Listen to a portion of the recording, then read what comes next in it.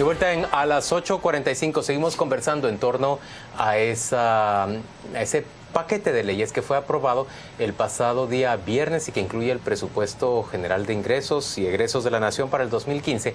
Incluye la creación por lo menos de un impuesto nuevo y el incremento a dos tipos de impuesto distintos. Hoy nos acompañan dos expertos en materia económica y tributaria. Abelardo Medina es economista senior del Instituto Centroamericano de Estudios Fiscales, y está con nosotros también Alejandro Aguirre, quien es coordinador del Instituto por la Democracia de la CONGECOP. Ambos, gracias por acompañarnos. Bienvenidos. Bienvenidos. Señor Aguirre, comencemos con usted. ¿Cómo recibieron esa noticia? Que van a poder volver a ejecutar las organizaciones no gubernamentales obra pública, una prohibición que se había impuesto años atrás. Sí, definitivamente algo que no coherente, ¿no? Porque se pensaba de que se había avanzado precisamente en evitar eso, ¿no? Porque las ONGs realmente no están preparadas para hacer obra gris, aparte pues de lo que representa el hacer ese tipo de negocios, ya que la mayoría o todas las ONGs que se dedican precisamente a esa obra gris, pues han sido formadas por políticos, ¿no? Entonces ellos son los que están detrás precisamente de ellas, y lo que hay es realmente pues esos negocios, ¿no? Son negocios turbios, ¿no? Entonces definitivamente consideramos que sí es un retroceso el poder tener esa aprobación. Solo déjeme mencionarle a la audiencia y a ustedes una explicación que daba ayer el señor Edgar Barquín en una entrevista con nosotros, el expresidente del Banco de Guatemala. Hablaba de la ineficiencia que han demostrado los CODEDES, los consejos de desarrollo, al ejecutar esta obra. Las municipalidades que tenían bajo su responsabilidad la utilización de los recursos y obra pública. En términos técnicos lo ven como eficientizar la ejecución del gasto. ¿Por qué no buscar mayores controles en vez de limitar quiénes pueden ejecutar las obras? Sí, definitivamente el gran reto es fortalecer el Estado guatemalteco, porque al final es un Estado débil, ¿no? Y tiene instituciones débiles. Pero realmente la ruta es fortalecer el Estado, ¿no? No irse por el lado de las ONGs y a través de ello supuestamente eficientar el gasto. Y realmente no es eso, ¿no? Sino detrás están esos grandes negocios y la corrupción al final, ¿no? Abelardo, ¿cuál fue en el ICEFI la impresión que les causó el viernes al final de la tarde la aprobación de este paquete, de este presupuesto y leyes? Bueno, realmente a nosotros lo que nos inquieta y lo que hemos estado platicando sobre el particular es que hay un retroceso en materia de controles, que eso es lo que hemos estado platicando. Si ustedes se dan cuenta, la mayor parte del texto aprobado incluye una serie de elementos que le dan una mayor discrecionalidad al Ejecutivo en diferentes dimensiones. Por ejemplo, en el otorgamiento del subsidio al transporte urbano. O sea, solo dice que el Ejecutivo tiene la facultad de discutir y negociar el subsidio posteriormente sin dar ningún tipo de parámetros. Otro elemento es que le da la facultad al ministro de Finanzas de tomar recursos de lo que tendría que ser utilizado para cubrir las deudas del Banco Central para utilizarlo en otras actividades. Así, de la misma manera como lo platicaban hace un momento, está lo de las ONGs que estaban y sobre todo la prohibición a las ONGs para ejecutar obra. Correcto, y nos llamó mucho la atención la asignación de los casi 2,000 millones de quetzales para el Ministerio de Comunicaciones en otro renglón que no es específicamente el presupuesto del ministerio. ¿Qué significa eso? De alguna forma nosotros percibimos de que tienen que haber, porque no lo hemos encontrado que nos lo logren explicar todavía, algunas actividades en las que debe estar involucrado el Ministerio de Comunicaciones que están quedando fuera del presupuesto actual. Nosotros tememos que pueda ser una especie de resarcimiento a la antigua deuda flotante que ya se había platicado al principio del ejercicio. De todas maneras, no hay una transparencia. Al final, o sea, para ICEFI, la preocupación principal es en torno a que hay una seria reducción de los controles para efectos de controlar la corrupción y la opacidad.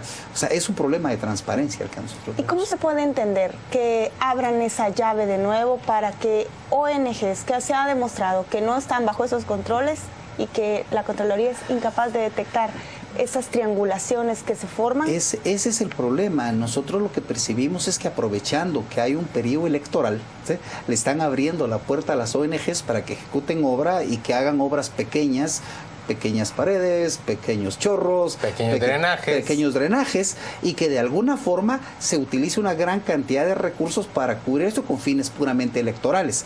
Lo que todavía llama mucho la atención la forma como fue aprobado, con la confabulación de algunos grupos políticos, porque todo pareciera indicar como que de alguna forma estas obras va a beneficiar a los dos grupos políticos. En todo caso, esa es la PP y al líder. Absolutamente. ¿Sí? Alejandro, ¿qué piensan ustedes en Congecop de la aprobación de la creación de un impuesto a la telefonía, el incremento al impuesto de la distribución del cemento y el incremento de las regalías en industria extractiva? Bueno, en parte porque se ha dejado afuera dos actividades que son níquel y jade, ¿verdad? Sí, pues nosotros siempre hemos creído que es necesario en el país reformar la política fiscal, ¿no? La política inequitativa, regresiva, y que por lo tanto hay que revisarla, ¿no? Y por lo tanto hacer. Pero el impuesto a la telefonía es regresivo. Exacto, hacer una reforma realmente que sea más equitativa, ¿no? Y más justa. Lamentablemente ese tipo de impuestos no lo son, pues, sino lo que hacen es que sea aún más regresivo el sistema tributario en el país, ¿no? Entonces no estamos de acuerdo realmente que se vuelva a impactar a los consumidores al final de cuentas, ¿no? Entonces, porque nosotros creemos que la reforma fiscal debe de ser una discusión de los diferentes sectores del país, porque es necesaria, ¿no? Es necesaria que realmente el país pueda tener mayores recursos, pero por la vía tributaria. ¿Para qué? Para tener un presupuesto mejor, pues, que responda realmente a las necesidades de la población guatemalteca, ¿no? Adelanto, ¿y usted cuál cree que va a ser el impacto de los impuestos de los que hablábamos en el primer segmento? Ellos, los entrevistados, hablaban de trasladárselos directamente al usuario. ¿Usted lo ve así? ¿Realmente eso es lo que vamos a ver? O sea, hay un par de elementos. En primer lugar, los impuestos como están formulados, pareciera que fueron diseñados con el propósito, entre comillas, de crear justicia fiscal. El impuesto a la telefonía básicamente es una regalía por el uso de las frecuencias. Entonces da la apariencia como que le estamos cobrando a los usufructuarios de un servicio, de un bien público, como lo está pasando con la industria minera. En el caso del cemento, ustedes se recuerdan que una de las particularidades tributarias en el mundo es que normalmente se le establecen impuestos de control a las industrias monopólicas o oligopólicas, con el propósito de restringir su actividad y crear competencia. Y que el cemento tiende a ser un monopolio o un oligopolio natural en casi todos los países del mundo. Entonces, en estos dos casos pareciera que hay una justificación teórica. Sin embargo, nos olvidamos de un par de elementos. El primer punto es que eso solo funciona si colateralmente hay un fortalecimiento de la competencia, y en segundo plano si hay un control de precios cuando hay monopolio y oligopolio. En estos dos casos, ninguna de las dos situaciones va a ocurrir en nuestro país, se los garantizo. Consecuentemente, lo que va a suceder en el corto plazo es que va a haber una traslación al consumidor. O sea, por definición, los impuestos no son indirectos. El impuesto al cemento sí, porque es a la distribución del cemento, pero el de la telefonía es un impuesto directo al usufructuario de la... El sujeto pasivo es la telefónica, la compañía telefónica. Es correcto. Pero no hay manera de impedir que ella lo traslade al usuario. Tendría que haber una política de la Superintendencia de Telecomunicaciones en la restricción de precios. Y eso iría en contra o aptitud, por ejemplo, para establecer si la variación se está dando en el tiempo de aire que se le entrega al consumidor por el mismo. Por ejemplo, o sea, pero básicamente, y lo platicábamos con los colegas que vinieron anteriormente, el punto es que al igual que el impuesto sobre la renta, que teóricamente es un impuesto directo, al final de todas maneras se le traslada al consumidor vía precios, dado que no hay ninguna restricción para que el precio suba. Abelardo, pero entonces no existen los impuestos directos. En la aplicación son impuestos directos, pero al final terminan impactando al consumidor. Todos terminan impactando. Y desproporcionalmente, porque no es lo mismo alguien que paga 800 de celular a alguien que paga o consume 60 quetzales al mes. De hecho, en el caso del impuesto al cemento, si ustedes revisan históricamente los valores, cuando se estableció el impuesto de 1.50, el incremento del quintal de cemento no fue de 1.50, fue de 5 quetzales, porque dado que es un producto inelástico, normalmente refleja el impacto en el precio del cemento es mucho mayor. A mí no me sorprendería que el aumento en el quintal de cemento en pocos días sea de 10, 12, 15 quetzales, cuando el impuesto fue de 3.50. Pero que sí parece un cobro no trasladable regalías en la industria extractiva. Claro, pero no es trasladable porque los productos son exportables. Claro. Sí. En todo caso, como ellos están sujetos a un precio internacional, Ellos no pueden cargar el aumentarlo. costo del oro o de la O plata. sea, por eso les digo, esa es la diferenciación. Si fuera controlable el precio del teléfono, entonces tendría el mismo sentido que el de las regalías. Pero en este caso no es así. El de las regalías es completamente. ¿Hay una explicación técnica por la cual no se ha grabado de la misma manera con esas regalías al níquel y al jade? Nosotros no se las encontramos. De hecho, en ICEFI nosotros somos muy partidarios claramente que no deben haber privilegios. Hoy un diputado, Luis Pedro Álvarez, ha dicho en dos ocasiones a lo largo del día en programas de radio que el jade no fue grabado porque la vicepresidenta de la República es parte de una empresa que explota jade en el país. Yo se lo he preguntado a la vicepresidenta y todavía no he obtenido respuesta, pero es dable pensar, por ejemplo, que el partido líder hubiera dicho, bueno, entonces no toquemos el jade porque la señora vicepresidenta tiene intereses ahí. Bueno, políticamente pueden pasar muchas cosas. O sea, es dable políticamente, por supuesto. Técnicamente no existe ninguna explicación, a menos que haya algún estudio que demuestre que el costo de producción de ese producto no soporta una regalía de esas dimensiones. Nosotros no lo conocemos. Si el Estado indefectiblemente necesita más recursos, ¿cuál, aparte de estos 2 impuestos o 3, ¿dónde más se pueden grabar impuestos? Me hablan acá en Twitter de por qué no grabar el alcohol, el tabaco. Juan Luis hablaba de las cuentas bancarias, de las transacciones financieras. Si queremos poner impuestos, hay una gran cantidad, una gama de impuestos heterodoxos que uno podría grabar, por supuesto. Pero nosotros en ICEFI nunca hemos estado de acuerdo que se creen nuevos impuestos o que se aumenten las tasas de los impuestos hasta que realmente hagamos eficiente lo que tenemos. Lo hemos estado insistiendo que hace 2 años el nivel de evasión del IVA era 34 puntos, este año va a terminar en cerca de 41, 41.5. Estamos observando una evasión del IVA que es cercana a 15,000 millones de quetzales. En el impuesto sobre la renta tenemos una dimensión similar al 40% de evasión, más que se representa algo así como 22,000 millones de quetzales. ¿Por qué no nos preocupamos en hacer más eficiente la recaudación de estos impuestos antes de crear nuevos? Políticamente es más atractivo ponerlo rápido porque la recaudación va a ser rápida. No se puede grabar más. El tabaco es un caso muy, muy especial. Ustedes se recuerdan que la Corte de Constitucionalidad establece que los impuestos por constitución no pueden ser confiscatorios. Y la Corte de Constitucionalidad siempre ha establecido que el confiscatorio es cuando el impuesto es más allá del 100% de su costo de producción. Y eso en el tabaco ya llegó, ¿sí? Claro, eso podría todavía incrementarse en las bebidas, particularmente las alcohólicas. Hay ejemplos en otros países en donde el establecimiento de un impuesto al cheque, si hay suficiente información, contribuye a reducir el sector informal.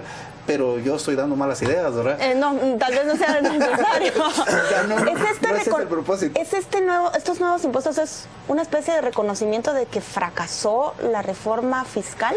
Nosotros hemos dicho claramente, bueno, en primer lugar, se nos vendió la idea desde el principio que este gobierno lo que estaba defendiendo era el pacto fiscal. No era así, porque el pacto fiscal no eran estrictamente la reforma tributaria, sino que hay un montón de compromisos. Si ustedes analizan el pacto fiscal, hay un montón de compromisos vinculados con transparencia, eficiencia de gasto, etcétera. Lo que sí es cierto es que tanto los recortes que le hicieron a la reforma tributaria como los procesos de marcha atrás que dieron, entre ellos el impuesto de circulación de vehículos, hicieron que la reforma tributaria no rindiera lo que se esperaba. Pero el impuesto sobre la renta, particularmente en los profesionales liberales, está rindiendo. A mí que me lo pregunten, yo pago más. Claro, pero como usted dice, entonces el impuesto sobre la renta resulta que solo no pueden trasladarlo los profesionales liberales y los empleados en situación de dependencia. Correcto. Pero de ahí para allá, empresas y muchas otras personas sí lo pueden trasladar. Absolutamente, vía precios se puede. Y el gobierno en realidad aplicó la reforma tributaria que había tratado de poner en marcha el gobierno de la UNE. No era la misma reforma tributaria. Con variaciones ligeras.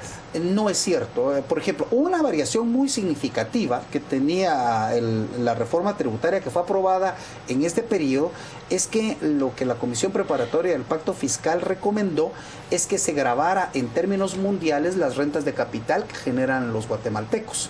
Todos sabemos que muchos guatemaltecos colocan su plata en offshore, sí. Pero esa parte...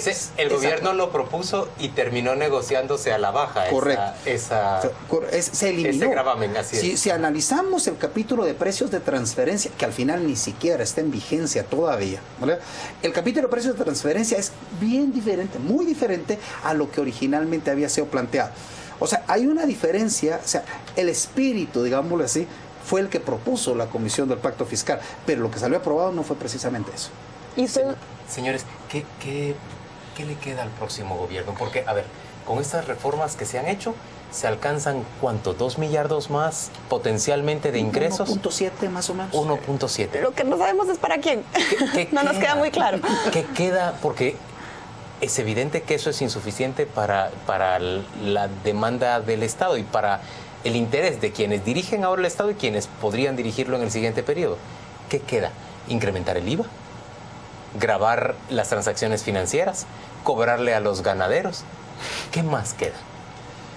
Bueno, lo que han estado haciendo los países de Centroamérica, y un ejemplo muy claro es Honduras, porque si ustedes miran la reforma tributaria que hizo Honduras al principio del año es casi un calco de esta, ¿verdad? Simplemente nadie la esperaba, nos hicieron un acuerdo entre los partidos políticos y en una sola lectura aprobaron toda la reforma. Honduras lo que hizo fue una aprobación de aumento de 3 puntos en el IVA. Actualmente en El Salvador ya hay rumores amplios sobre que se quiere aprobar un aumento similar en el IVA. De hecho, el Fondo Monetario Internacional en la reciente evaluación que hizo sobre Guatemala recomienda que el IVA de Guatemala debe subir a los niveles del resto de Centroamérica. ¿Eso qué es? ¿15%? El Fondo Monetario recomienda 13.5, 13.8, pero va a tender a 15%. Ese es el camino más fácil, no el mejor, ¿verdad? El gobierno va a seguir teniendo problemas financieros, absolutamente de acuerdo. Aún cuando eleve a 3 puntos el IVA. Desde la CONGECOP, sí. ¿Hay alguna acción que se prevé que van a plantear? Es que lo que pasa es que al final no hay valentía por parte de los gobiernos. Pues, ¿en qué sentido? En que realmente la carga tributaria pueda ser elevada, ¿no? Y claro, le representa un costo definitivamente el poder hacer esa reforma fiscal que debe ser adecuada, debe ser valiente, como yo decía, ¿no? Para poder realmente incrementar esos ingresos tributarios. El problema es de que al final esos intentos que han habido en la historia de Guatemala tributaria, pues el sector empresarial se ha opuesto, ¿no? Que al final es el único que tiene poder de veto en este país y esa es la parte como más complicada, ¿no? Por eso yo hablaba de que definitivamente para una reforma fiscal debe de haber un acuerdo, pues, para un acuerdo de los sectores y una apuesta realmente de visión de país. Si no hay esa parte, muy difícil avanzar y como se dice, va a tener limitaciones el gobierno de turno que esté, ¿no? Abelardo, ¿es posible que se dé marcha atrás en ese paquete que se aprobó el viernes último? No lo creo. No. ¿Y es posible que se le recurra legalmente y se le debilite? Nosotros estuvimos revisando cómo fueron aprobados los 3 impuestos. De hecho, el impuesto en donde hay una mayor desagregación y hay mayores probabilidades es el impuesto a la telefonía. Pero básicamente lo que están haciendo... Es el más vulnerable, aparentemente. Aparentemente es el más vulnerable. Porque el impuesto al cemento ya existía, lo único que hicieron fue subirle la tasa. Sí. Igual que las regalías, solo le subieron la tasa. O sea, no hay manera de... Y en el impuesto a la telefonía, lo que ellos están dejando claramente establecido es que es por el uso de las frecuencias. Si lo hubieran hecho por el uso del teléfono, del servicio de teléfonos, habría doble tributación con el IVA. Pero como está formulado, nosotros no vemos. Es probable que no se pueda, pueda votar legalmente. Señores, a ambos, gracias por acompañarnos a las 8:45. Me quedo desolada, la verdad, después de oírlos. Optimismo no hay. Vamos a ofrecer...